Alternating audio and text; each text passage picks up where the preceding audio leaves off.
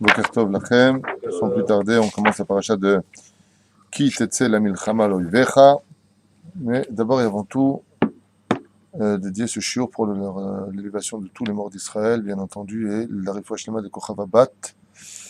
Je l'ai marqué ici, Grissa. Et Dvora Bat Yafa Patricia Twitou, Be'ezrat Hashem. Une paracha. C'est simple, il n'y a pas un verset où c'est pas une mitzvah pratiquement. Du début jusqu'à la fin, mitzvot positives, des mitzvot négatives, plus de mitzvot négatives que positives dans la paracha, dans le sens où on dit tout le temps, fais attention, ne fais pas. Et c'est une paracha, et de qui plus est, qui est très particulièrement reliée entre la relation de l'homme et son prochain. Très reliée. Vous allez voir dans les psukim, on va essayer de parcourir quelques bons psukim et les expliquer de façon assez aléatoire, très rapidement, mais qui vont malgré tout construire pour nous une structure et une vie à l'extérieur de ces murs, pour Be'ezrat Hashem mieux nous préparer à rencontrer le Mishpat de Rosh Hashanah. Pourquoi ? Parce que le but c'est de s'améliorer. Alors, juste un petit instant, j'ai le temps de me préparer réellement, mais bon, voilà. Juste comme ça, une petite lecture du Zohar avec l'aide d'Hachem sur ce sujet-là. Il y a marqué comme ça, K'tetzel ha-milchama lo'ovecha v'tano Hashem Elokecha be'yadecha v'shavita shivyo. Alors d'abord et avant tout, il faut savoir qu'on a deux guerres dans ce monde. On a une guerre qui est celle de notre Yetzer Hara, ce que tout le monde connaît bien sûr, et on a une autre guerre, celle du Kivush Eretz Israël, de se battre pour notre terre, qui est une mitzvah de la Torah, qu'on peut appeler mitzvah si c'est Amalek ou mitzvah Reshut pour nos territoires. Alors ça dépendra de deux choses. En d'autres termes, si je faisais un récapitulatif de tous les commentaires faits sur ce sujet-là, les sages nous disent la chose suivante. Si tu fais la guerre à ton Yetzer Hara et que tu le vaincre, tu arrives à battre ton Yetzer Hara, la guerre contre tes ennemis, c'est moi qui l'ai fait, Hachem. Mais si tu n'arrives pas à vaincre ton Yetzer Hara, alors tu iras toi-même faire ta propre guerre. On l'a vu à l'époque de Chizkiyahu Amelech, on en avait parlé déjà, c'est que les enfants d'Israël travaillaient leur midot à l'intérieur, ils travaillaient leur Yetzer Hara, c'est un combat qui est constamment difficile, puisque vous savez que le Yetzer Hara est comparé, comme on le dit à Yom Kippour, qu'à Yetzer Hara hu esh ve'anachnu basar vadam. Le Yetzer Hara est fait de feu et nous on est fait de chair. Comment est-ce qu'on peut éteindre le feu ? Qu'est-ce qu'il nous faut ? De l'eau, exactement. En ma'im et la Torah. Il n'y a pas d'eau si ce n'est que la Torah. Donc si tu veux éteindre le Yetzer Hara qui est en toi, il faut prendre des seaux d'eau et le verser sur ce Yetzer Hara, comme dit la Gemara dans Brachot. On a Adam Yargiz Yetzer Tov al Yetzer Hara. Donc il faut prendre de l'eau et hop, le verser sur le feu qui est notre Yetzer Hara. Le vrai but de ce monde, ce n'est pas de perdre la guerre dans ce monde, parce que ce monde, c'est un monde aléatoire. C'est pas ça le but. Aujourd'hui, tu es là, demain, tu perds la guerre, puis Nigmar Sipour. C'est ce que tu fais de la victoire, tu fais de ta guerre. Mais ça, c'est entre les mains d'Hachem. La vraie guerre, c'est quand on arrive de l'autre côté. On croit que quand on meurt, c'est fini. Pas du tout. Il y a une guerre terrible qui commence, et c'est pour ça qu'il est préférable de gagner cette guerre ici même, au lieu d'attendre, chas v'shalom, de la réparer dans une situation plus difficile. Alors il dit comme ça. Ayat sarich lomar kitilachem im oivecha. Tu aurais dû dire, quand tu iras te battre contre tes ennemis. Et là, pas kitetse. Vas-y, sortir en guerre. Sortir en guerre, ça ne veut pas dire faire la guerre. Ça veut dire partir en guerre. Mais si tu veux dire, tu vas pour te battre, il dit normalement, tu aurais dû dire kitilachem bel oivecha. Quand tu te battras contre tes ennemis, parce que sortir en guerre ne veut pas dire forcément la faire, mais se battre contre ses ennemis, ça veut déjà dire la faire et aussi être sorti, car tu ne peux pas te battre si tu n'es pas sorti. Donc c'est ce qu'il dit. Il te dit, mais pourquoi tu me parles de Yitzia ici ?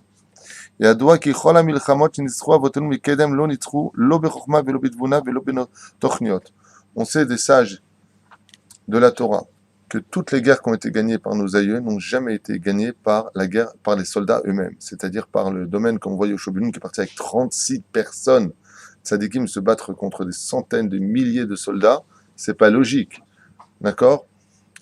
Et bien d'autres exemples, c'est pas le sujet, on a fait un cours sur ça. Rak lachem Yeshua ve'em lo nilchamu rak she'atzu milchama. Et de là, le texte de la Torah, on te dit, toi, ce qu'on te demande, c'est juste de sortir en guerre, de masquer la victoire de Dieu dans ce qu'il est en train de faire pour toi. Juste, tu montres comme ça, tu sors. Ah bah, les ilachem, c'est pas toi. Chez Neymar, Hashem ilachem lachem be'atem tacharishun. Ok ? Toi, tu restes sur place et c'est Dieu qui, entre guillemets, fera ta guerre. Juste tu sors. Ishtadout, exactement.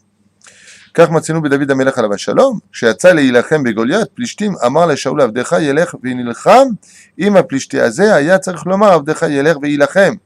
Comme il a dit, le roi David, je vais sortir contre lui. Il n'a pas dit je vais aller me battre contre lui.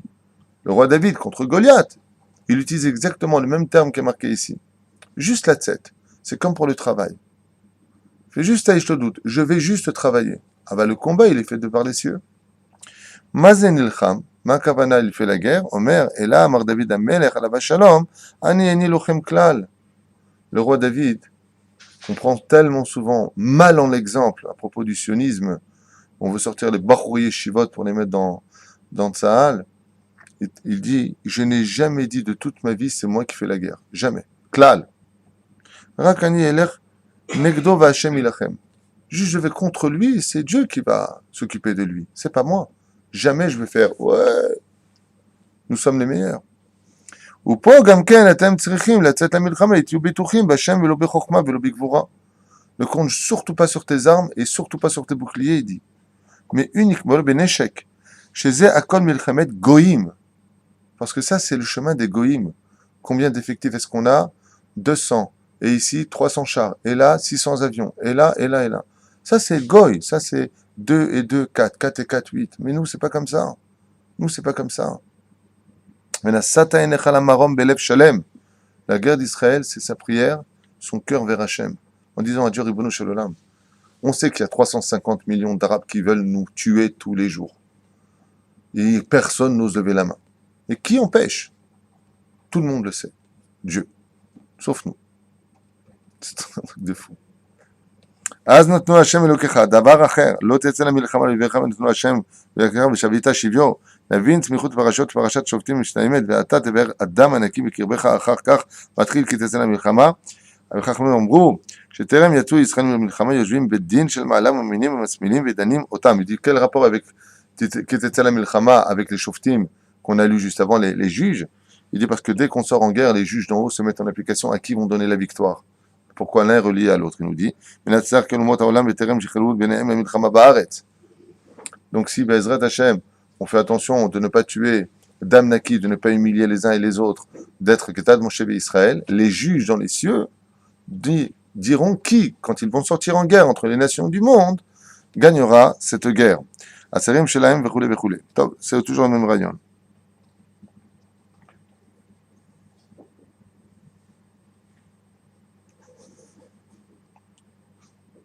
Il y a une autre explication qui dit Kitetzel milchama, c'est quand la neshama descend du monde d'en haut. Al oivecha, et elle vient sur tes ennemis. Shua Yetzerara, comme on a dit. Untano Hashem elokecha beyadecha. Et toutes les mitzvot seront mises à ta disposition beyadecha. Car effectivement, toutes les mitzvot que nous avons à faire sont faciles. Tu passes, tu embrasses la mezouza, tu mets les tefilin, Baruch Hashem, tu donnes de la tzedaka. Tout ça, ça t'est donné directement dans la main. Beshavita shivyo. Et le but, c'est de prendre Bezrat Hashem et de ramener avec soi des otages. Shivio, Shivi, c'est un otage. Ah, il dit, mais attention, fais attention, pourquoi?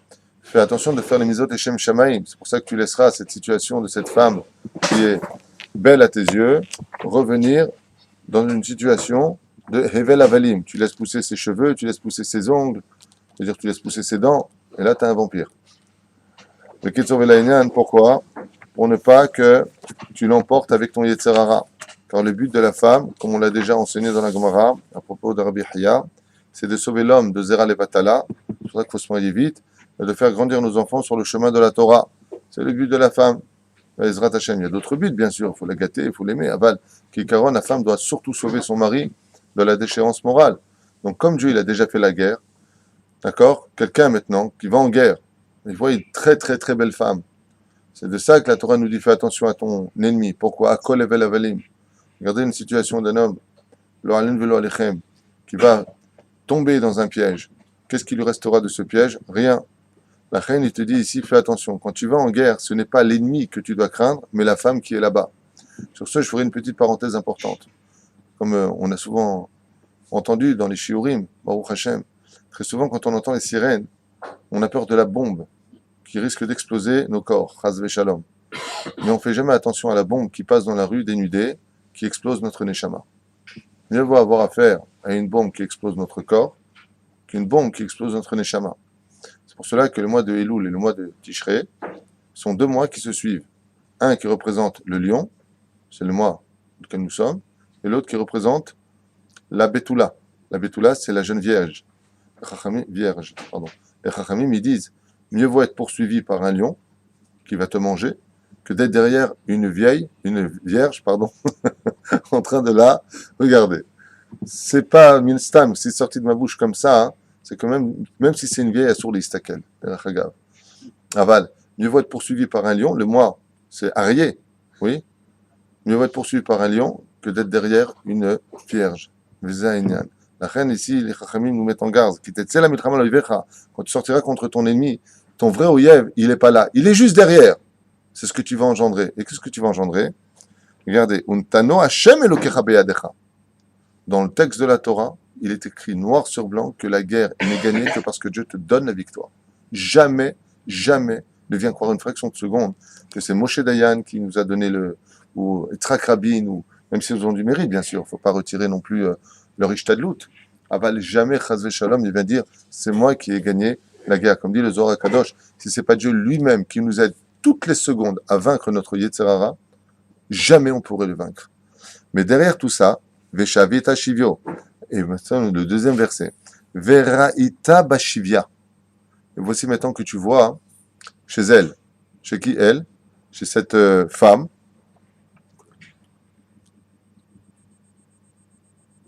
Deux secondes.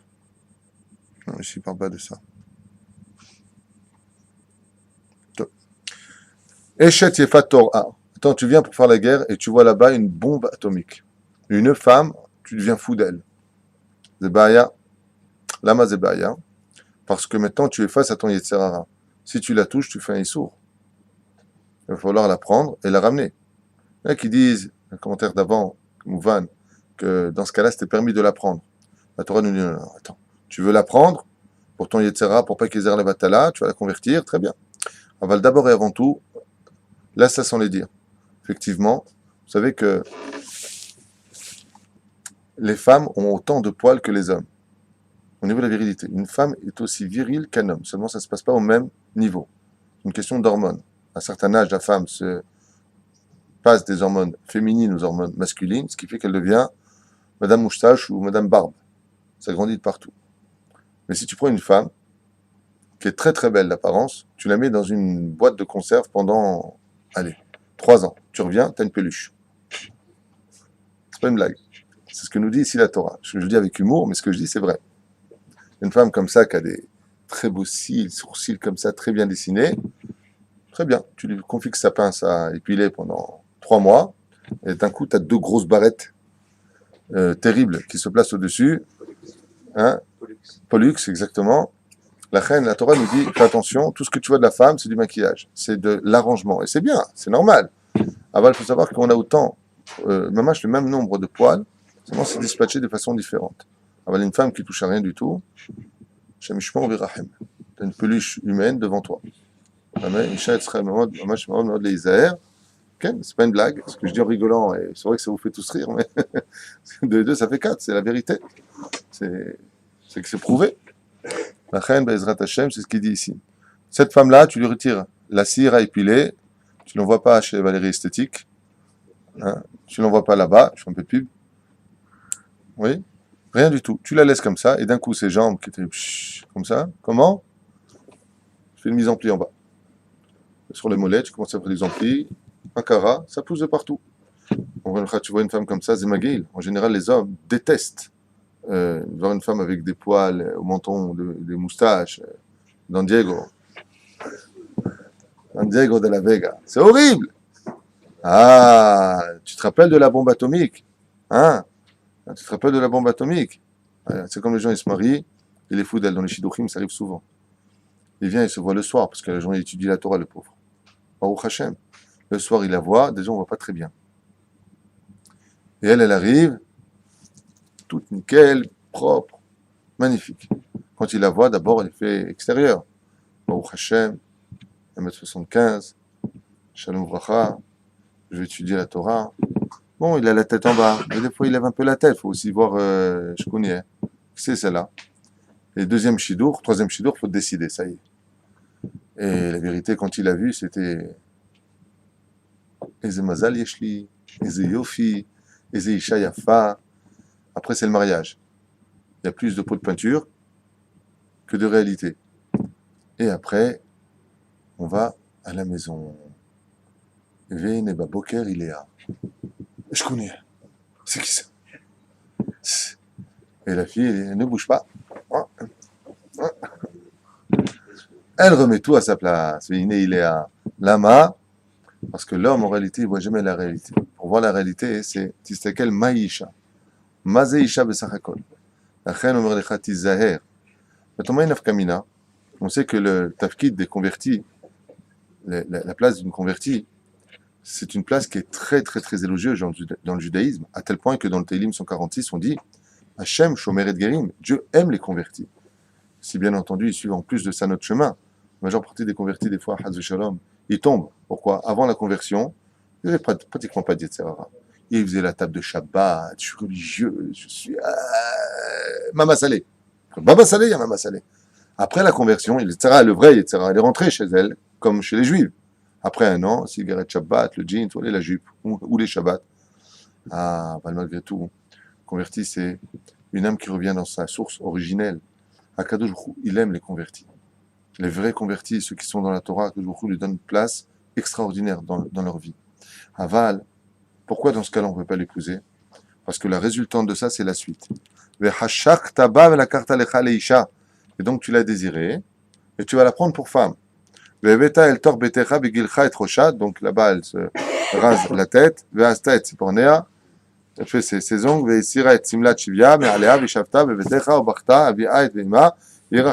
va pleurer là-bas sa famille. Tu vas aller avec elle, elle deviendra ta femme. Jusque-là, tout va bien. אבל, והיה אם לא חפצת בה ושלחת לנפשה מחור תמכרנה בכסף לא תסתמר בה תחת את אשר עינתה, donc tu lui feras pas de mal, tu la revendras si tu n'en veux pas. Qui tiyena les ish shte nashim achat ahuva ba'achat senua, comme l'homme qui avait par exemple deux femmes, une qu'il aimait et une qu'il n'aimait pas. Vialdu lo banim, et donc il a eu des enfants. Va ahuva ve'asenua ve'aya haben abechor la sinia. Maintenant il est né de celle qu'il n'aimait pas, le premier-né. Ve'aya bayom unchelo et banav et asherlo, parce que vous savez qu'on donne une double part à l'aîné. Maintenant, on sait que s'il avait deux femmes et qu'il y en a une qui appartient à la sénoua, c'est-à-dire celle qu'il n'aime pas par rapport à celle qu'il aime, lo yochal levaker et aben ahuva al pene asenua bechor.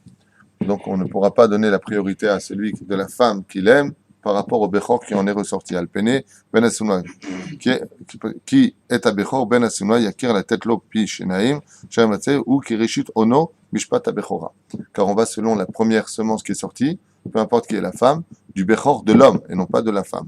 C'est pour ça que même si tu as cette situation d'avoir une femme que la personne n'aime pas par rapport à une autre femme que la personne aimait, car al-pi halakha, on a le droit d'avoir plusieurs femmes, jusqu'à 4 femmes derech hagav, même si la xéra de Rabbeinu Gershon est d'abord abolie depuis plus d'un siècle, mais de qui plus est que même la xéra de Rabbeinu Gershon ne se marie qu'une seule femme, ça appartient au monde ashkénaze et non pas sfarad. C'est pour ça que les Téménites se marient avec plusieurs femmes, les mêmes Marocains se marient avec plusieurs femmes, les Irakiens se marient avec plusieurs femmes. Mais nous, on va rester calme, parce que déjà qu'une femme, on s'en sort pas, imagine deux à la maison. Quoi qu'il advienne, al-pi halakha maché mutar mutar. Bien entendu, il faut pour cela l'accord. Et quel rapport avec celle qu'on a dit tout à l'heure, cette très belle femme qu'on a vue, à qui on a rasé la tête, et on va se faire ses ongles comme ça, qui va ressembler à une espèce de shindalet. Oui. Pourquoi? Parce que les shindalets n'ont pas de cheveux. Alors regardez ce qu'il y a marqué. Qui y est les ish ben ou sorer ou moré? Et si maintenant il a un enfant qui est sorer, sarmina derech ou moré, c'est-à-dire qui quitte le chemin du monde de la Torah, qui rentre dans le monde de la matérialité, de la viande et du vin, et qui se permet de dire à ses parents ce qu'ils ont à faire depuis qu'il est petit, qui est tout kulo yetzerara depuis sa naissance, comment tu peux avoir un ben sorer ou moré? Le Chachamim, il dit, celui qui se marie avec une femme parce qu'elle est belle, sauf léolid ben sorer ou moré. Tu peux être certain que son fils qui viendra au monde sera révolté du monde de la Torah. Quel rapport y a-t-il entre le début et la fin? C'est pour cela qu'un homme ne doit pas se marier avec une femme parce qu'elle est belle. Si elle est belle, tant mieux. Mais d'abord, Irat Hashem. D'abord qu'elle ait de bonnes midotes. D'abord qu'elle soit calme à la maison. Il n'y a pas pire qu'une femme nerveuse à la maison. Ça, c'est c'est le Satan par expérience qui gère le couple. Parce que les nerfs ne construisent rien, ils ne peuvent que détruire. Et même quand une femme a raison, par exemple, dans ce qu'elle dit, si elle le dit avec les nerfs, ça lui donnera automatiquement tort, parce qu'elle manque de respect en élevant la voix. C'est pour ça qu'il faut faire très attention à cela, qui est d'abord de vérifier la pnimiout de la femme, c'est-à-dire l'intériorité des vertus d'une femme. Ouais, des fois elle te trompe avant le mariage. Elle t'apporte, elle te donne et tout ça. Hein. Le mariage rend aveugle, l'amour rend aveugle, le mariage rend la vue. Ouais. Puis après le mariage, va me chercher, apporte-moi et fais-moi. C'est on va faire. On va te de les airs. D'abord, fais attention. Si tu te maries avec une femme pour son extériorité, tu vas apporter un monde d'extériorité. C'est-à-dire un enfant qui n'aura que de l'amour pour l'extériorité, c'est-à-dire les bêtises de ce monde, mais pas pour l'intériorité qui est sa neshama. Il va chercher toute sa vie à assouvir ce qui représente ce que tu vois. Parce que tu as épousé une femme que pour ce que tu as vu. C'est pour ça que chez les Chachamim, d'abord on vérifie qui est le père, qui est la mère. Est-ce qu'ils sont Talmidei Chachamim ou pas? Maintenant, qui est cette fille? Est-ce qu'elle a une bonne réputation? Est-ce qu'elle est, excusez-moi pour le mot employé, vierge? Une grande mitzvah d'épouser une femme qui n'a pas que du dom, Baruch Hashem. Baruch Hashem. De qui plus est, il faut vérifier de l'autre côté quelles sont ses vertus. Si c'est une femme qui est nerveuse, si c'est une femme qui est gentille, si c'est une femme qui aime accueillir, si c'est une femme qui aime donner. Il faut vérifier tout ça. Ensuite, il faut vérifier qui sont ses frères. Pourquoi? Parce qu'on sait que les enfants qu'on aura d'elle ressembleront à ses frères. Et on sait qu'une fille qui grandit avec ses frères est influencée par les soleils qu'elle représente la lune. Alors il faut tout vérifier. Et après, tu vérifies la beauté. Si tu as le gros lot, comme Sarah Imenu, tant mieux. Aval entre une très belle femme, une femme bénonite qui a de très bonnes midotes, la très belle femme qui n'a pas ces vertus-là, on la base. Sinon, on risque d'avoir des enfants qui soient soreurs ou morés. Pardon? Elle peut être très bien et que la famille soit pas vraiment... Nachon? Nachon? Ça, c'est l'exception à la règle. En général, c'est pas comme ça. La preuve en est, dans tous les couples, c'est toujours, de toute façon, toi, t'es comme ta famille. C'est pas pour rien que c'est dit dans tous les couples. Toi, t'es comme ta mère. De toute façon, ton frère et toi, je peux pas vous supporter. Ça, c'est la généralité. L'exception à la règle, c'est quand tu prends une femme qui vient d'un monde compliqué et qui, exceptionnellement, a tellement prié sa vie ou qui a un srout exceptionnel ou sa grand-mère dans les cieux. Les contes divins, je les connais pas. Mais la généralité, c'est ça. La Gemara, elle dit qu'avant de se marier avec sa femme, il faut vérifier ses frères. Qui sont ses frères? C'est pas pour rien. La Gemara, c'est ce qu'elle dit. Et la Gemara parle toujours de généralité. Donc, on va essayer d'avancer parce que il y a beaucoup de misotes à voir ensemble. Des petites explications et on avance à chaque fois des petits feuilletons. D'accord? Même si ce qu'on a dit jusqu'à maintenant est très important. Faut pas l'oublier. Très, très important. La Gemara dans Masechet Sanhedrin nous dit un enfant soreur ou moré n'a jamais eu lieu dans l'histoire. On n'a jamais attrapé un enfant qui est soreur ou moré. Pourquoi? Parce qu'effectivement, les critères des parents doivent être absolument reliés à un ego absolu dans tout et pour tout. Même taille, mêmes yeux, même façon de parler, le même ton de voix. Ouais. Et d'autres critères qu'on n'a pas le temps maintenant d'élaborer. Mais un enfant qui est soreur ou moré, on en a vu. Avshalom, le fils du roi David, avait un digne entre guillemets, de soreur ou moré. Il voulait tuer son père. Mais la Torah vient nous dire quelque chose d'incroyable. Donc, Eneno shomeh bekol aviv ou bekol imo. Déjà, s'il est sourd, l'enfant, il ne peut jamais être soreur ou moré. Esro oto velo ishma alehem. Il n'écoute pas ses parents. Betafsu bo aviv veimo. Ses parents le prendront. Veotzi oto el zikne hero. Ils l'emmèneront vers les anciens de la ville. Ve'el shar mekomo. Et devant sa porte mekomo, de son endroit. Amro el zikne hero. Benenouze, soreur ou moré. Et nous shomeh bekolenu zolel ou visave. Et Kitsour, en d'autres termes, il ne nous écoute pas, il n'a pas de respect pour les parents, il veut vivre sa vie. Et là, ça devient très dur. Les anciens prendront des pierres et le lapideront. Ils vont lapider un gosse. C'est marqué dans la Torah. Tu n'es pas content de ce qui est marqué, on va expliquer, vous inquiétez pas. Tu vas au Kotel, une belle pierre comme ça, un grand coup de tête là-bas, je suis pas content. Voyons ce qu'on a à nous dire ici. Et tu as retiré le mal en ton sein. Et tout Israël écouteront et ils trembleront. Truc de fou. Pourquoi Bémet la Torah nous dirait une chose pareille? Vechen, qu'est-ce que tu fais de la Teshuvah? Sans m'allonger sur le sujet, Zecher Tzadik Vekadosh Ivracha, Rabbi Yehuda Tzadka a écrit dans son livre Kol Yehuda Et il dit, Bémet, il pose cette question, il dit, mais comment c'est possible? D'abord, il faut savoir qu'on a dit tout à l'heure que cet enfant-là n'a jamais existé. On n'a encore jamais attrapé un enfant et on l'a tué. Mais la Torah vient nous dire, comme il y a marqué dans la Gemara, Drosh ou Kabel Sacha. Alors pourquoi tu me parles de quelqu'un qui n'a jamais existé dans la Torah? On vient nous dire que cette loi-là, c'est un chok. Même si elle n'est pas palpable. On n'a jamais vu dans l'histoire des anciens prendre une pierre et la jeter sur un enfant pour le tuer. Donc ça n'a jamais existé. Juste étudie, tais-toi, ne comprends pas, va pas au-dessus de ça parce que ça te dépasse.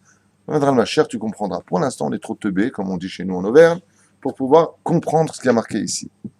Alors, il y a quand même une question qui se pose. Cette mitzvah, elle est bien marquée dans la Torah? Oui. Donc, si elle est marquée, pourquoi est-ce qu'on ferait une chose pareille, même au niveau idéologique, et pas au niveau pratique? La réponse est très simple. C'est que ici, et écoutez bien ce que ça veut dire, on vient nous enseigner quelque chose de fondamental sur l'éducation. On est en train de nous dire que le but d'amener un enfant au monde, c'est de l'emmener vers son monde futur. Un sujet qu'on a développé d'ailleurs dans l'amour des enfants, Chiour. Mais si le fils représente comme un état physique, vous savez que les médecins disent qu'à partir de 3 ans, tu peux connaître exactement la taille de ton enfant adulte. C'est très simple. Quand un enfant a 3 ans, tu doubles sa taille et tu obtiens exactement, c'est prouvé scientifiquement. Si à 3 ans, par exemple, il faisait 90 cm, il fera 1,80 m. Pourquoi est-ce que Dieu a fait en sorte que les choses soient faites comme cela? Qu'à partir d'un certain âge, 3 ans, c'est le da'at. Sur la Gemara, il y a une marloquette. À partir de 3 ans, un enfant reçoit un da'at, une indépendance de l'esprit. Il peut décider de ce qu'il veut faire. Ça veut dire qu'il peut décider dans cette pièce ou une autre pièce. Il a déjà un libre arbitre qui s'installe en lui, entre guillemets. On nous dit, quand un enfant ne pense qu'à la viande, petit, et au vin, petit, cet enfant-là, tu peux être certain que les signes qui sont en lui, tu peux les doubler quand il sera grand. Ça veut dire que ce sera un homme totalement ancré dans le monde de la matière la plus satanique de l'histoire. Donc, par amour pour cet enfant, la Torah vient nous enseigner, uniquement enseigner, ne pas faire, que cet enfant-là, il est préférable de le retirer le mal de lui, comme c'est marqué par la suite, et tu retireras le mal d'Israël, parce qu'il fait partie d'Israël, pour que quand il meurt, il ait eu mon futur. Le Rambam, Zecher Tzadik B'Kadosh Ibracha Zchuto Tagan Aleinu, le Rambam, a écrit aussi une tzavahat pour son fils. Et là-bas, il marque quelque chose que je vous demanderai de ne pas écouter. Donc même si vous m'écoutez là ici, ne l'écoutez pas. D'accord? Moi, je le dis parce que je l'enseigne, mais ne le répétez pas dehors. Le Rambam nous dit, lui qui est tellement positif dans la vie, le Mishneh Torah, le Baal, Chochma, par excellence, celui de qui il y a marqué Moshe Ve'ad Moshe Lokam Ke Moshe, de Moshe Rabbeinu jusqu'à Moshe Maimon, Ben Maimon, ne s'est pas levé comme lui, nous dit mieux vaut mourir avant l'âge de 20 ans que de dépasser les 20 ans. C'est hyper suicidaire comme truc. Il te dit que, en fin de compte, le mec qui meurt avant 20 ans, c'est une très bonne nouvelle. Quoi? Comment c'est possible? Le but c'est de vivre, faire Torah, mitzvot, ma'asim tovim. Comment tu peux me dire une telle chose, Rambam Akadosh? Comment tu peux être si négatif? Il te dit non, t'as pas compris. On va dire ça aux Neshamot qui sont morts à plus de 20 ans. Quand ils arrivent de l'autre côté, jusqu'à 13 ans et un jour, on est jugé sur terre. 20 ans, on est jugé dans les cieux. Mais quand tu es jugé dans les cieux, on reprend ta vie depuis le départ de ta vie. Ce qui fait que toutes les avérotes que tu as fait, et Dieu sait combien on peut en avoir derrière nous, tu devras les payer très cher. Par contre, si tu meurs à 20 ans, avant 20 ans, oui, quand tu pars de ce monde, directement au Gan Eden. Et c'est ce que vient te dire la Torah ici. La Torah, par amour, elle te dit, si tu sais que ton enfant, il est foutu, mais il est khatrila, il aurait donc tous ces signes qui ne peuvent pas exister puisque les parents n'ont pas tous les mêmes syndromes, les mêmes simanim. Ouais. Eh bien, automatiquement, mieux vaut prendre ce fils qui parte de ce monde. Et il y a d'autres cas comme cela, comme le cas du mamzer. Le mamzer, dans la paracha de la semaine, il y a marqué il n'a pas de réparation. Un mamzer, un bâtard, une femme mariée en d'autres termes, qui aurait été avec un autre homme qui tombait enceinte. Il n'y a pas de tikkun pour lui. Il devra se marier, lui, et tous leurs descendants, jusqu'à la fin des temps, avec un autre mamzer. Mamzer, mamzeret, mamzer, mamzeret. Alors, c'est quoi le pitaron? Le meilleur pitaron, chazve shalom, si tu as eu un enfant qui est mamzer, c'est prier pour qu'il parte de ce monde. Comment tu pries pour qu'il meure? Mais c'est mon fils, va dire l'autre père. Il vient d'une Avera qui n'a pas de tikkun, alors il faut prier pour qu'il meure. C'est pas une mitzvah de prier pour qu'il meure, hein, attention. Mais ce serait presque une solution. Chazve shalom, qu'on se comprenne bien. Au niveau pratique, on va pas le faire, mais au niveau idéologique, on pourrait le faire. C'est pour ça que les parents, quand ils ont un enfant, et qu'ils le laissent aller dans la déchéance morale, en leur donnant absolument tout, leur retirant le srout de rêver, de posséder au moins quelque chose, d'avoir un but dans la vie. Oui. Papa, je veux, tiens mon fils. Papa, je veux partir en vacances, va mon fils. Papa, donne-moi 1000 shekels, tiens mon fils. Mais ça va pas dans ta tête. C'est quand t'as tout que tu perds tout. Parce que t'as plus de but dans la vie. Alors il te dit tout simplement une chose. Le Zohar HaKadosh vient nous apprendre quand un fils meurt et que les parents sont déjà décédés, qu'il arrive devant le Beddin d'en haut, on ne juge jamais un enfant tant qu'on ne fait pas venir les parents devant le jugement. Et ce que l'on fait subir à l'enfant, on le fera subir aux parents. L'enfant, il peut avoir 30 ans, 50 ans, peu importe. C'est le fils. Pourquoi? Parce que tout ce qu'il est devenu, c'est dû à ton éducation, à ses fréquentations. Pourquoi tu n'as pas fait ce qu'il fallait faire? Donc, ce que l'on fait subir à l'enfant, au fils, on le fera subir aux parents. S'il va au Gainam, on va en Gan Eden. On descend les parents aussi au Gainam. Pourquoi? Parce que le fils, il porte plainte contre ses parents. Je sais pas, moi, mon père, il m'a jamais dit il fallait faire Shabbat, il m'a jamais dit tout ça. Ramenez le père. Le père, il a payé maintenant. Ramenez le père. Pour qu'être avon, avot, albanim. Ça se dit d'une autre façon. Dieu fait payer aussi au père les fautes des fils, s'il n'a pas fait ce qu'il fallait pour eux. Il fallait t'occuper de ton fils. Donc, étant donné qu'il y a une suite après la mort, et que ce monde, c'est rien d'autre qu'un monde de transition, comme on l'a déjà expliqué, on commence à mourir du jour où on est né. Ça veut dire qu'en fin de compte, qu'est-ce que la vie dans ce monde? C'est ça. Voilà. C'est un homme qui tombe dans les années. 1 an, 2 ans, 3 ans, 4 ans, 70 ans, 80 ans, 90 ans, et tu repars. Donc il n'y a pas d'âge, puisque le but de ce monde, c'est un couloir. Alors on te dit, si ce fils, il est soraire ou moré, si vraiment on sait qu'il fera jamais de tchouva, mieux vaut pour lui, je vous pose la question, vous qui avez tellement de cœur, messieurs, si vous savez qu'un homme est né rachat le mec, il n'y a rien à faire, et qu'il y a une batte colle qui te dit, cet homme-là ne fera jamais de tchouva. C'est scellé avec du sang. Mieux vaut qu'il meure, maintenant je vous pose la question à vous, je suis sérieux. Mieux vaut pour lui mourir jeune, ou de vivre le plus longtemps possible. Il a prié. Hein? Il a prié pour qu'il fasse des choses. Non, on vient de le dire, il n'y a pas de prière. C'est scellé par le sang, pas par la cire. C'est pour ça que je dirais bien répondu. Tant que c'est par la cire, dans les cieux Alpi Kabbalah, si c'est scellé par de la cire, la prière peut défaire, comme on l'a vu à Megillat Esther. Mais si, pour Purim, mais si c'est par le sang, c'est un décret qui est irrémédiable. La génération Alors dans ce cas-là, n'importe quelle personne censée te dit, ben Emet, si cette personne-là, il voit être rachat, ben Enlo, Srut Teshuva, il est évident qu'il vaut qu'il parte jeune. Pourquoi? Ben, moins il faut dans le temps et mieux il s'en sort après. C'est exactement ce dont nous parle la Torah ici. C'est ce qu'explique Rabbi Yehuda Tzadka. Pourquoi on vient nous dire tue-le? Parce que le mot tuer en français, le mot meurtre, et on ne peut plus négatif à nos oreilles. Mais en réalité, ça se traduirait dans un langage plus pédagogique. Bon, arrête l'hémorragie maintenant.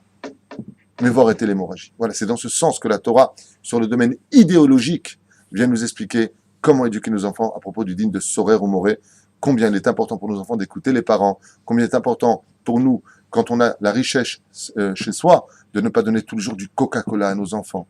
Même si c'est très bon, habitue-les à boire de l'eau, habitue-les à se contenter de peu, habitue-les un petit peu à... on n'a pas tout ce qu'on veut dans la vie. Parce que résultat des courses, dès que tu auras un problème, la roue tourne. Les enfants de riches tombent très très mal en général plus tard. Parce que si chas v'shalom, les parents ne peuvent plus payer le lendemain, les enfants peuvent venir à faire des dépressions jusqu'au suicide. Comment ça, moi j'ai pas? Comment ça, on ne me donne pas? La chen s'rim lechanech otam. Sorer ou moré. De ne jamais quitter le chemin de la Torah, de l'humilité, de savoir se contenter comme le tzaddik le dit. Tzaddik, qu'est-ce qu'on dit de lui? Tov me'at la tzaddik. Le tzaddik se contente de peu. Baruch Hashem. Comme un jour, une fois, Rabbi Akiva, la Shalom, il est passé pour prendre de la tzedaka. Il est arrivé à Rome. Il est passé pour prendre de la tzedaka. Et il avait besoin d'une très très grosse somme d'argent, comme nous aussi à la Yeshiva, ici au Kollel. Une très très grosse somme d'argent. Il a vu une villa, Haval al-Azman, magnifique. Et ils sont allés pour taper à la porte. Il entend le père qui dit à son fils, non, non, non, non, va pas tout de suite au chouk. Attends que ce qui reste, tu prends. C'est-à-dire quand ça devient moins cher, tu prends. Rabbi Akiva, quand il a vu ça, il a dit, quoi? Un homme aussi riche que ça, il attend la fin du chouk pour acheter les légumes les moins, pas les moins pourris, pas les plus pourris, mais Stam, Benoni, au lieu de prendre les meilleurs, c'était de l'oseille, éclate-toi. Bon, ils ont fait le tour de la ville, ils ont été dans le quartier juif, ils n'ont pas ramassé assez. À ce moment-là, Rabbi Akiva, il repasse devant la maison, et bon, on sait jamais, je vais quand même taper à sa porte. Il tape à sa porte, il dit, Shalom Aleichem, nous sommes de Jérusalem, nous sommes, pardon, du nord d'Israël, du Galil, nous sommes venus jusqu'à Rome pour ramasser de l'argent, en Méditerranée. Bien sûr, oh là là, des sages de la Torah, avec grand plaisir, il prend une cruche remplie de pièces d'or. Et il l'amène à Rabbi Akiva. Rabbi Akiva, non seulement il s'y attendait pas du tout, mais de qui plus est, il est étonné de la fortune qu'il vient de ramasser en espace d'une fraction de seconde. Il dit, mais je comprends pas. pourquoi, le vieux leur dit, pourquoi vous n'êtes pas venu chez moi le premier? Vous êtes tellement heureux, vous n'aurez pas fait toutes ces rues, quoi. Ça ne servait à rien, je vous aurais tout donné. Il dit, parce que quand on est passé, on est venu chez vous en premier, on vous a entendu parler avec votre fils, et vous lui avez demandé d'attendre la fin du chouk pour acheter. Il dit, non, mais ça ne vous regarde pas. Ça, c'est entre mon fils et moi. Je suis quelqu'un d'immensément riche. Je veux éduquer mon fils. Je veux que mon fils apprenne à se satisfaire de peu, même si on a beaucoup. Mais pour la Torah, il faut savoir tout donner. Rabbi Akiva, il lui a dit, Ashrecha vetovlach. Il lui a répondu, la Torah nous parle de sorer ou moré. Il faut faire très attention, sorer ou moré, ce qu'on est en train d'étudier maintenant. Faire très attention à ce que nos enfants ne deviennent pas des sorerim ou morim chas veshalom, même si les parents ne le sont pas au niveau de la conduite. Respecter les parents, afin que chas veshalom, même s'il n'est pas bidé shamaim, même s'il n'est pas, vous avez du bedin d'en bas, chayav mita, il n'y a pas de vieux qu'on va emmener maintenant. Aval, dans les cieux, il y a Kadosh Baruch Hu, il y a le Sanhedrin. Et dans les cieux, chas veshalom, ils peuvent agir en conséquence. Comme nous dit la Gemara, un enfant ne meurt pas dans ce monde si ce n'est pas par la faute des parents. Et quels parents? Qu'est-ce qu'ils ont fait les parents? Faites attention à l'éducation.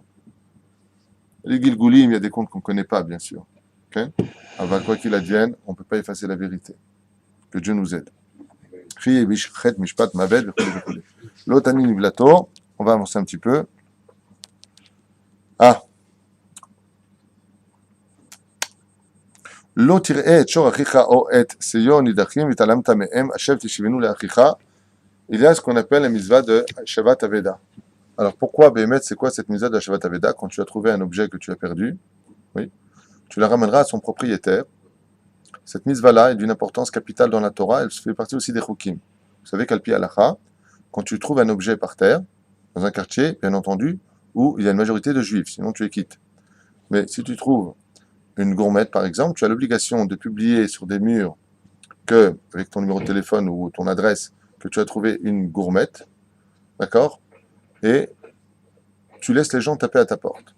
Bien entendu, ils devront te donner 2 à 3 signes, te disant cette gourmette, de quelle couleur elle est exactement, si c'est de l'or, si c'est de l'argent, la taille, si c'est des gros ou petits maillons, déroulés. Et si maintenant ça ne vient pas, tu n'as plus le droit de t'en débarrasser jusqu'à ce que vienne le Melech HaMashiach, et tu lui remettras au Melech HaMashiach qui, lui, par Ruach HaKodesh, saura exactement qui est l'héritier ou qui est le Triat HaMetim, le propriétaire de cette gourmette.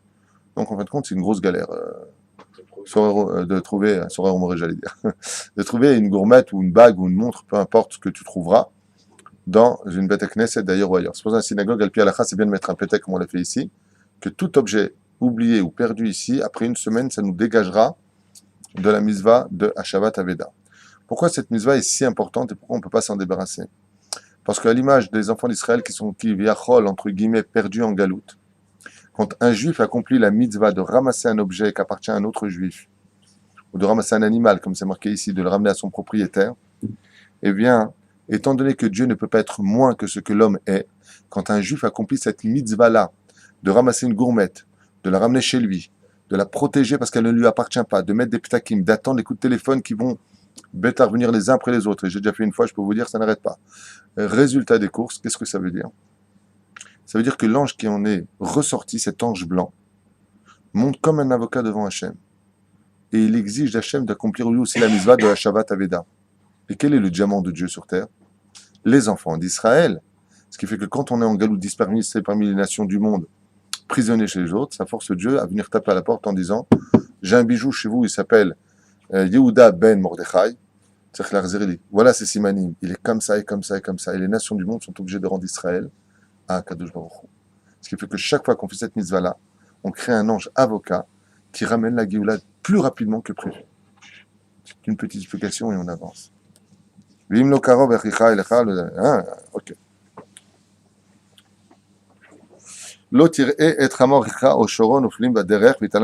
Si tu vois un animal de ton prochain, même s'il t'a fait du mal, bien sûr, tu ne viendras pas te venger. Donc, ici, il parle de shor et de chamor. On parle de bœuf, de taureau et d'âne qui sont sur le point de tomber. Les sages nous disent, ils sont sur le point de tomber. Tu n'as pas le droit de les italem. Ça veut dire quoi? Si je ne l'ai pas vu. Quelqu'un est dans la difficulté financière. Tu as les moyens de pouvoir aider. N'attends pas qu'il tombe pour le relever. Comme on a expliqué, il est plus facile de relever quelqu'un quand il est sur le point de tomber que quand il est tombé. Quand il est au point de tomber, il est quand même sur ses 2 jambes. Il a juste un petit peu à le relever. Mais s'il est par terre et qu'il s'évanouit, tu as non seulement son poids original, mais tu as aussi le poids perdu de ses muscles. Donc il presque rajoute 20% de poids en plus parce que tu vas être beaucoup plus dur et tu vas souffrir pour le relever. Mais la Torah vient nous dire ici, Midoraeta, lotit alemain, ne fais pas style, je ne l'ai pas vu. Parce que tout ce qui vient à tes yeux, à tes oreilles, c'est que ça te concerne et que tu peux faire quelque chose. Alors toi, c'est 10 shekels, lui c'est 20 shekels, l'autre c'est 40 shekels. Et ensemble, ça fait une somme qui pourra aider. Mitzvat assez de la Torah. De la même façon, quand un homme est en train de tomber sur terre et qui est sur le point de tomber, comme il a donné de la tzedaka ou qu'il a soutenu son ami qui était sur le point de tomber, Dieu vient vite le relever avant qu'il ne tombe à cause de son Yetzirara. Qui mida keneged midalo batla, une fois de plus, qui est le seul gagnant de toutes nos mitzvot, nous-mêmes. Quand tu es sur le point de tomber, combien vous savez de gens sont en dépression aujourd'hui? Vous savez combien de gens sont malades psychologiquement? Vous savez quel est le médicament le plus pris au monde aujourd'hui? C'est les calmants. Et les gens luttent pour ne pas les prendre. Les gens ne savent pas pourquoi ils vont pas bien. Et Kadosh Baruch Hu, il te dit, dans ce cas-là, tu veux guérir, il y a un processus. Tu vois ton prochain qui est pas bien, aide-le. Tu provoques que cet ange-là vient dire, Ribono Shel Olam, il a aidé, il faut que tu l'aides. De la même façon. Lo yekli geber, isha velo ilbash geber simlat isha ki to'avat Hashem elokecha kol ose'ele. Chaz v'shalom, qu'un homme porte des habits de femme ou se conduise comme une femme, à un tel point que même un homme ne doit pas porter de bijoux. Ce n'est pas du tout de la tradition juive de mettre des chaînes et des gourmettes. C'est mapitom. Ce sont des ustensiles pour la femme. Ce ne sont pas des ustensiles pour l'homme. C'est pour ça que dans le monde de la Torah, on ne met pas de bagues. Il y a des rabbinim qui mettaient des bagues. Rabbi Moshe avait une bague. C'est d'ailleurs. Aval Kikaron, ce n'est pas du tout notre coutume. Jamais on a vu de rabbanim, le Rav Ovadia Yosef, le Rav Eliyahu, le Rav Yehuda Tzadka, les grands d'Israël, le Rav Ezra Hatcha, le Ben Ishraï, Baba Saleh, jamais on les a vus avec une bague au doigt ou avec des gourmettes sur eux. Ça n'existe pas. Ça n'existe pas. Éventuellement un shemot de temps en temps pour certaines occasions, mais rien de plus. L'autre il bâche. Il y en a qui disent que c'est moutar, il y en a qui disent que c'est assourd. C'est pas de la tradition d'Israël quand on est dans le monde de la Torah de porter ce genre de choses. La seule chose qu'on permet à un homme, en général, c'est juste sa montre à son poignet. Zéou, décoratia chez là. C'est ça notre décoration. Aval, de venir s'habiller en femme, de mettre des chaussures pour femme, de mettre une femme qui met des chemises d'homme. Vous savez que même dans la couture, on sait reconnaître une chemise de femme de chemise d'homme. C'est une question de boutons. Les boutons ici sont à droite pour nous, tandis que chez la femme, ils sont à gauche. Donc, il ne faut pas tout mélanger. Aval chaz v'shalom que les femmes maintenant, les pauvres, portent un pantalon. Le pantalon, même si c'est plus tsanoua, c'est vrai qu'une certaine jupe qui arrive au-dessus du genou. Oui. Aval slicha, quand tu portes un pantalon, chaque seconde où tu marches avec, tu fais un ange noir qui va monter sur la balance le jour de Rosh Hashanah. C'est un ustensile, c'est un élément, c'est un vêtement d'homme, le pantalon. Ce n'est pas un vêtement de femme. Il y en a même qui, qu'est-ce qu'ils ont fait maintenant? Ils ont fait la jupe culotte. C'est une jupe qui en été reliée, c'est un pantalon jupe. Je posais la question à plusieurs poskim, ils m'ont dit c'est assourd de porter une telle chose. Lama, car ça ressemble à Kligever. Pourquoi? En Tunisie, au Maroc, on portait le sarwal, qui est un vêtement d'homme et non pas de femme. Alors je sais que certains vont te dire pas du tout. Alors en Écosse, toujours des questions, des réactions teubées, stupides, comme si que l'Écosse, c'est la majorité. Ils n'ont pas encore compris, ces gens-là, qu'on va dans ce monde selon la majorité. Parce que tu sors de l'Écosse, personne ne porte de jupe. Oui, mais la majorité aujourd'hui porte des pantalons. Et alors? Il y a la majorité qui ne font pas Shabbat. Et alors on ne fait plus Shabbat. Donc il y a des exceptions à cette règle. Non, tu dis Nachon, tu reviens vers moi et tu dis des exceptions. Je n'ai pas compris ce que tu viens de dire. Il n'y a aucune exception. Le mec, aujourd'hui, je ne veux pas faire de kitrouk, chas v'shalom. Enfin bon, si on a les yeux ouverts, on est 20% de religieux et 80% de pratiquants. Hein, c'est un séquart qui a été fait pas par moi, mais par le mouvement de gauche en Israël. Au Hashem, il y a 80% de traditionnalistes en Israël et 20% d'orthodoxes. Ça a été fait par Meretz. J'ai lu ça chez Meretz. D'accord? C'est un parti d'extrême gauche, anti-religieux. Et ils disent quand même que la tradition d'Israël est très très forte. Grâce à Dieu, on est grand. Imagine, une fois, j'ai pris un avion Air France, et puis bon, il y avait ce qu'il y avait dedans. Ils n'ont pas mangé des plateaux cachers. Alors, je vais les suivre. C'est cachour. La majorité des gens ne font pas Shabbat en Israël. Pourquoi? Ils n'ont pas appris le Kavsrout, tout ce que tu veux. Ah ben, c'est un état de fait sur le terrain. 2 et 2, 4. On ne va pas faire. Non, c'est pas bon. Il faut soigner cette problématique. Alors, on ne va pas faire Shabbat.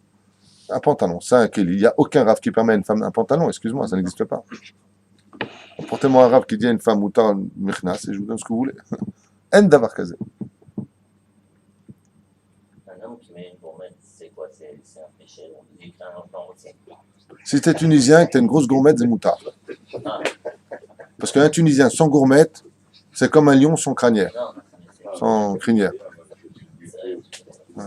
C'est la seule chose qui l'inquiétait lui, c'est qu'il vendait sa gourmette maintenant. T'as une gourmette? Regarde-la. Elle est belle. Non, c'est des généralités. On a dit sur ça, il y a une mahlouquette. Aval, c'est pas notre. Voilà, il y a un enfant ici cette semaine qui vient me voir, on lui a offert ici avec son nom. D'accord? Comment on appelle ça? Un collier. Une chaîne, comme ça en or, on lui a offert. Et il m'a dit, toi, est-ce que je peux la mettre? Je lui dis, c'est l'homme inaction, offre-la à ta mère. Ou donne-la à ta sœur. C'est l'homme inaction de porter ce genre de choses. Truc de gonzesse. Toi aussi, t'as un truc avec ton nom là maintenant que tu vas me sortir. La gourmette, Hein? Parce que la gourmette, elle peut accompagner la montre, elle peut la méchaner. Ah, Zélo a derrière chez nous. C'est pas notre chemin, nous. Tu comprends? Même si on peut aller au mikvé avec en tant qu'homme. Oui, on peut se tromper avec notre montre, même si on va au mikvé. Ah, Zélo. C'est pas notre chemin, nous. C'est plutôt l'Aïcha, Tikne l'Aïcha, Bezrat Hashem. Nous, notre truc à nous, c'est Neiner. Nous, ce qui nous concerne, c'est la bouffe. On adore manger. C'est pas une moutarde, une petite bedaine. Bezrat Hashem, l'étude de la Torah, c'est le principal. Tov. Donc, Isha, un homme comme une femme, ne doivent pas porter des vêtements d'homme, comme on peut le constater aujourd'hui. La femme est habillée en pantalon, et même des femmes avec la cravate et la mallette. Hashem Yishmor V'Rachem, les femmes dans l'armée d'Israël, c'est la plus grande avéra créée par l'État d'Israël. Hashem Yishmor V'Rachem, une femme qui porte un fusil, c'est un non-sujet dans la Gemara, dans la Halacha, Shulchan Aruch, Sikoum, Assour. Une femme ne porte pas d'arme, sauf si elle est dans un échou, Pikuach Nefesh, donc on peut lui donner à ce moment-là une arme. Mais Kli Gever, c'est aussi une arme. Les femmes ne vont jamais à la guerre, Chaz Veshalom. Et qu'on ne vienne pas me dire, oui, mais enfin, tu n'as pas étudié Dvorah, la Nevia, qui est partie d'exception à la règle, effectivement. Elle n'est pas partie à la guerre. Elle a juste remonté son mari, Lapidote, Ken, qui avait du mal à bouger. Donc elle est un exemple pour lui, et c'est un cas d'exception. Bien. Qui carré, et voici que maintenant nous arrivons.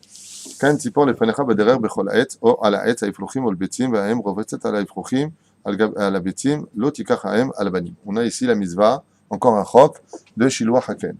Vous passez sur le chemin, vous êtes chez vous à la maison, même sur une mirpesset, à la chale maasé, parce que c'est quand même beaucoup de marloquettes sur tout ça. Je vous fais les grandes allées. Tout oiseau qui est cachère est concerné par la mitzvah de renvoyer la mer et de prendre les oisillons ou les œufs. Tout oiseau qui est cachère. S'il n'est pas cachère, un aigle, par exemple, d'abord tu t'approches pas, c'est dangereux, mais même si c'était le cas, eh bien, il n'est pas cachère. Donc tous ces animaux qui ne sont pas cachères sont quittes de la mitzvah de Shiloh Haken. Mais si par exemple, même chez toi, sur ta mirpesset, dans ton balcon, un pigeon viendrait construire son nid avec sa pigeonne, j'ai nommé la colombe, eh bien, tu as la mitzvah, de la même façon, d'attendre que la colombe survole le nid. En général, il faut que les deux ailes battent au-dessus du nid, même presque les touches, comme ça, tout, d'accord?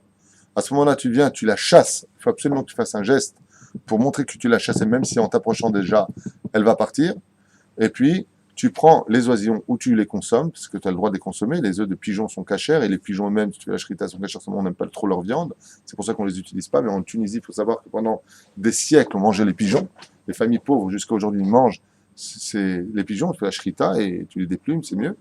Et puis ensuite, tu les consommes en les faisant griller comme il le faut. Eh bien, cette mitzvah-là est d'une importance aussi capitale. Alors, je vais quand même donner deux explications, peut-être trois si vous le voulez, mais en tout cas, quoi qu'il advienne, quelques explications sur le sujet. D'abord et avant tout, il y a une mahlouquette entre le Rambam et le Ramban, à savoir, pour cet animal, qu'est-ce qui se passe? Est-ce que c'est bien ou pas de faire ça? Est-ce qu'on est prévenu, on nous a mis en garde qu'il ne faut jamais faire de mal à un animal, puisque dès qu'on va tourner la page, on va tomber sur le shor et le chamor. On va tomber sur, tu ne mettras pas ensemble pour labourer ton champ, un taureau avec un chamor. Pourquoi? Qui est le plus fort des deux? Le taureau. Donc pourquoi est-ce que le taureau miskin, il va travailler plus que le chamor, et le chamor, il va se la couler douce? Le shor, ça lui fait du mal. Il sait très bien qu'il est en train de se faire arnaquer en ce moment par l'autre qui est à côté. Et l'autre qui est à côté, dans ce cas-là, il dit, attends, t'es bien gentil, mais moi j'ai hyper les boules. Pourquoi? Il dit, parce que moi je suis pas un ruminant, dit le chamor. Mais celui d'à côté, là, le shor, pendant qu'il travaille, il n'arrête pas de manger. Pourquoi je mange pas moi? Donc ça lui fait du mal. Donc ne les mets pas ensemble. Parce que dans les deux cas, ils sont les deux perdants. Il y en a un qui est plus fort que l'autre et l'autre qui est un ruminant. Résultat des courses, ça leur fout les boules. Donc pour éviter de leur mettre les boules, il faut éviter tout cela. Alors pourquoi ici, on ferait du mal à cet oiseau? Pourquoi est-ce qu'on chasserait cet oiseau Attends, c'est mes enfants, qu'est-ce qu'ils sont en train de me faire? C'est le coup de la Shoah. C'est horrible. Tu es en train de dire à la mère, choisis, ou tu te sauves, ou tu te bats pour tes enfants. C'est horrible. Et là, c'est un chok. Chok veut dire c'est une loi immuable que tu ne peux pas comprendre. Les sages nous ont dit que la douleur de cet oiseau ne dure qu'une fraction de seconde. Mais dès qu'elle s'éloigne du nid, que tu as touché ces oiseaux, d'ailleurs, elle ne revient plus en général. Si ces oiseaux ont été déplacés ou touchés, elle ne peut plus les reconnaître, elle ne peut plus revenir. Et ces oiseaux sont laissés à l'abandon. On sait que Dieu a un grand cœur, puisqu'il a créé le sentiment, il a créé le cœur. Les sages nous disent, tu sais ce qu'elle fait cette mitzvah-là? La douleur, disent les chachamim, la douleur que ressent la fraction de seconde cette maman, oiseau, monte jusqu'à Hachem. Mais pas vraiment jusqu'à Hachem. Vous savez devant qui elle va? Devant la Shekhinah. Le côté dévoilé féminin de Dieu qui vient. Dieu n'est pas ni masculin ni féminin, c'est un langage d'enfant. Okay? Et elle a mal. Et la Shekhinah lui dit, pourquoi toi aussi tu souffres? Il dit, parce que mes enfants viennent de m'être retirés. On me les a pris. La Shekhinah à ce moment-là hurle et bat des ailes. Elle aussi. Et qu'est-ce qu'elle fait? Elle vient tout de suite récupérer ses enfants. Ce qui fait que chaque fois qu'un juif aura le srout d'avoir l'occasion de faire la mitzvah de Shiloh Haken, la mitzvah de... c'est comme si qu'il a envoyé un courrier, mamache un courrier, une lettre à Dieu envoyée par cet oiseau qui indique le pigeon voyageur, en d'autres termes. Ce courrier vient jusqu'à la Shrina en disant tu dois absolument libérer tes enfants. Et comment ça se passe? Parce que la souffrance de l'oiseau se décalque sur la Shrina. Donc c'est un roc qui vient tout simplement provoquer la Géoula des enfants d'Israël une fois de plus. Mais ça va plus loin que ça encore. Très souvent, la question que les gens se posent, surtout depuis leur plus tendre jeunesse, vous savez que les enfants posent souvent une question qui est très légitime, mais qui est remplie d'Yetzerara. Parce que l'enfant n'est que Yetzerara jusqu'à 13 ans et un jour. D'accord, mais Dieu, avant la création du monde, qu'est-ce qu'il faisait? Il était où? Mais qui c'est qui l'a créé? Quoi, il a toujours existé? Ce sont des questions qui appartiennent au Yetzerara. Et pourquoi ça appartient au Yetzerara? Parce que le Yetzerara, ce qu'il veut te faire, lui, c'est de faire perdre ton temps. Le but du Yetzerara dans ce monde, ce que je vous dis, c'est un secret qui vaut des milliards, c'est de faire perdre du temps à l'homme. Ce qu'on appelle Bitul Zman, Bitul Marshava, Bitul Sheelot. C'est une question qui n'a pas lieu d'être. Et pourquoi cette question n'a pas lieu d'être? Pas parce qu'il n'y a pas d'explication. Hein. Il y en a et tu les auras. Dès bien ma chère, tu les as toutes. Parce que tu n'es pas digne et tu n'es pas au niveau de les comprendre.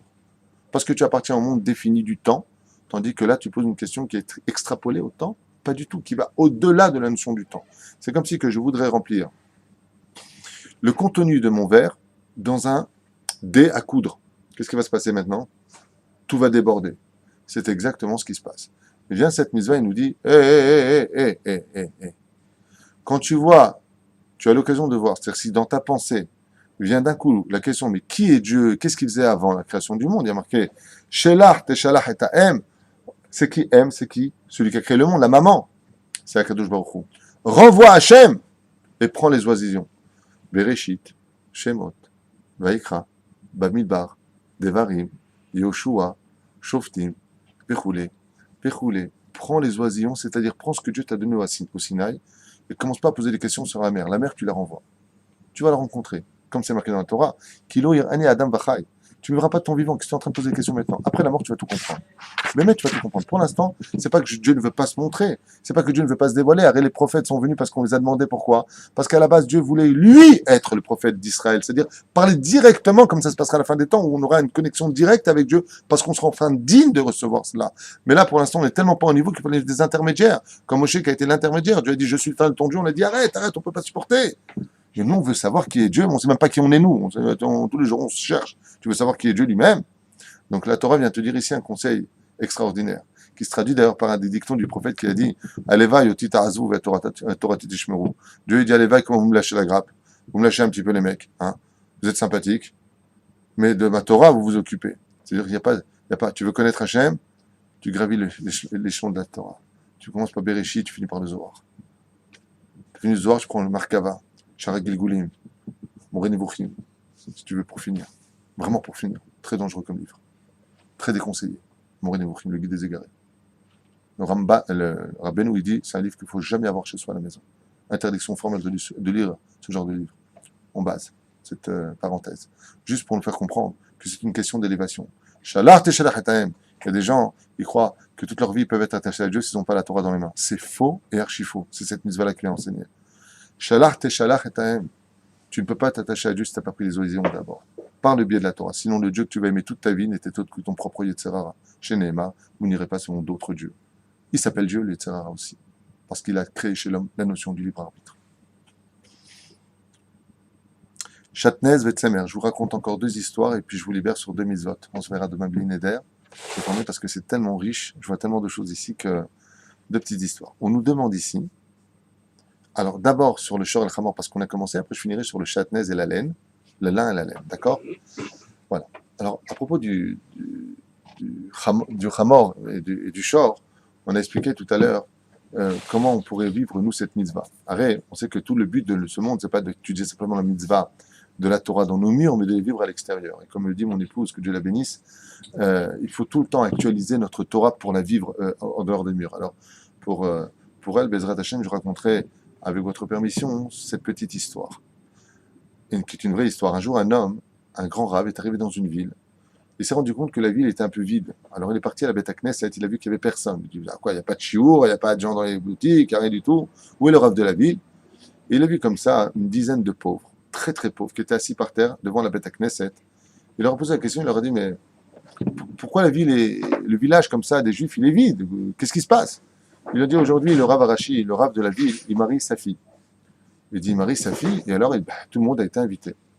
Tout le monde a été invité. Et vous, alors, qu'est-ce que vous faites là? Et non, nous, on n'a pas de présent à porter, on n'a pas de cadeau, on n'a pas d'habits, on n'est pas...